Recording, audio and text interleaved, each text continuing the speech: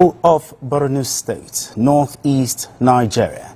The mantra for 2025 is a season of recovery. This received a boost when Governor Babagana Zulum signed the 2025 budget of 615.8 billion naira into law. The budget, with the theme Budget of Recovery and Continuity, is targeted at completing outstanding projects initiated by the governor. Now let's share the story by TVC News' Jesse Tafida with you. The revised appropriation bill was presented by the Speaker of Borno State House of Assembly, Abdul Karim Lawan, to the governor at the council chambers of the Government House, Maiduguri. The governor lauded efforts of members of the State House of Assembly for the speedy passage of the appropriation bill, stressing that government will look into the implementation of the 2025 budget critically. Governor Babagana Zulum also affirms commitment of his administration to providing the dividends of democracy to the people. All these developmental projects that you have seen for Borno State could not have been feasible without the support of the members of the House of Assembly. I believe this relationship is a symbiotic relationship and has not been witnessed in Nigeria in recent times. I want to see as much as possible to complete all outstanding promises that we made to the people of Borno State before the expiration of 2025. We shall ensure strict compliance to the provisions of the 2025 appropriation bill. The Speaker of Borno State House of Assembly expressed that the upward review of the bill was to capture areas of critical significance, and he also commended the governor for quality projects executed across the state. Let me also reiterate and reaffirm the commitment, support, loyalty to your administration under your leadership. And Your Excellency, as a House of Assembly, we are all 100% in support of all what you are doing. As the state begins on this new fiscal year, successful implementation of the 2025 budget will be important in generating growth, progress and prosperity of the people of Borno. Immediately after the meeting, Governor Zulum appointed the Commissioner of Budget and Economic Planning, Mustapha Malumbi, as his Deputy Chief of Staff. Jesse Tafida, TVC News, Maiduguri. So Governor Babagana Zulum has signed the budget into law, but BKO, making the budget work for the people is the most important thing right now. Don't you agree? Yes, and capturing what the people need the most at this point in time, and having their desires in mind is one thing I commend the governor for. 15% of that budget is going to health. That is significant.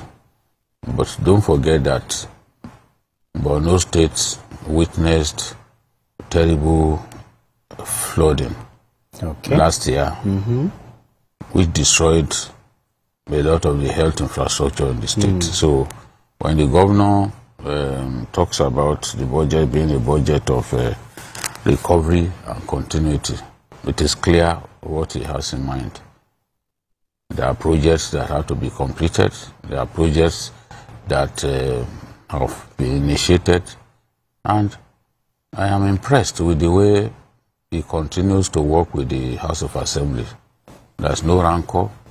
And the Speaker of the House, Abdul Karim Lawan, even told the governor that we align with your desire to develop our state. So they continue to work together.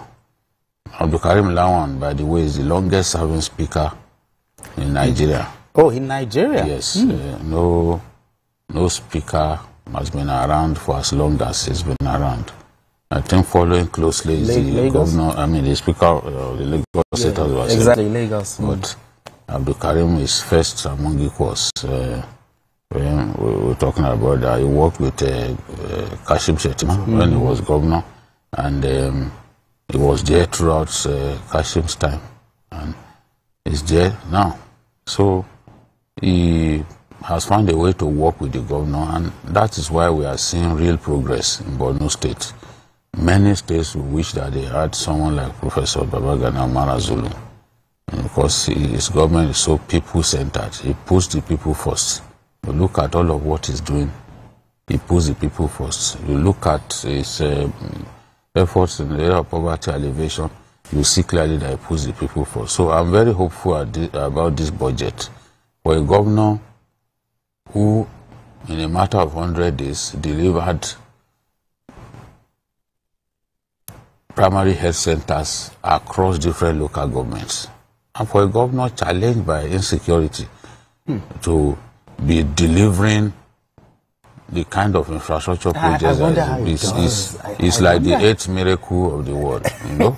But that is to tell you that we have people in our country, and there are still people who can deliver the goods. I'm really happy with the work that he's done, and he's already set some records in our country. No matter what you think about this man, he's the first governor to win the Zik Prize during his first term. First term. He's the first governor to win the Zik Prize for leadership during his first term. And that says a lot. Most of them usually win it during their second term, when they will have done a lot. Exactly. But he hit the ground running. He delivered a lot of housing and even projects related to education, the mega schools. He delivered mega schools within 100 days of taking power.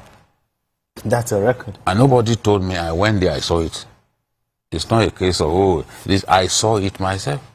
I still have videos. So I'm very hopeful. I want to see the budget implemented significantly. That will really change the face of things. And even the rail project, you know, he has a rail project in the pipeline. I want to see that really kick off. So, Asuko James, one factor that affects budget performance is the ability to block wastages. In your opinion, do you think the government is ready to do that? From what we are seeing in the budget, you will notice that it will be very difficult for there to be wastage. Because if you look at it, it's taking its time, and it knows the projects that people really want. You understand? In terms of healthcare, he knows that, okay, I'm going to pump in money into healthcare. Like this particular budget, the budget of recovery and continuity, the health sector is taking 15% of it. Even when it was increased, the health sector still had a chunk. Okay.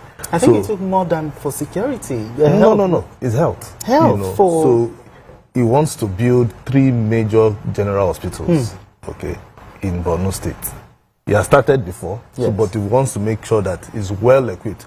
It's not just general hospital for general hospital's sake, but general hospital whereby when once you get there, you'll be taking care of quality, you know, healthcare. Apart from the primary healthcare centers that he has built, you know, same with education. So he has his duties and work cut out for him. So for there to be wasted, it will be very difficult. Because if you look at it, for education, when he came in, he tackled education because he knew that the Boko Haram insurgents destroyed all the, you know, BKO talks about the mega schools. Yes. So he said, okay, it was like, okay, you people destroyed schools. I'm going to do something better. And bigger. And bigger. So that was what he did in his first year.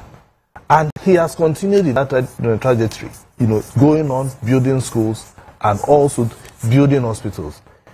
It's unfortunate with what happened, you know, to Borno last year when the flood, you know. But that didn't deter them. It didn't deter him in any way. And that is why he's bringing out this budget to see how people will not feel what happened last year. And then they will begin to, you know, hope for what is in there for them in the future. So it will be difficult for you to say there will be wastage in any way, you know, because everything has been lined up. In terms of even security, I know that last year he bought a lot of, you know, Hilux vans for, you know, the security agents. Yes. You know, so And even the school itself, some of the schools, he built ICT laboratories inside those schools.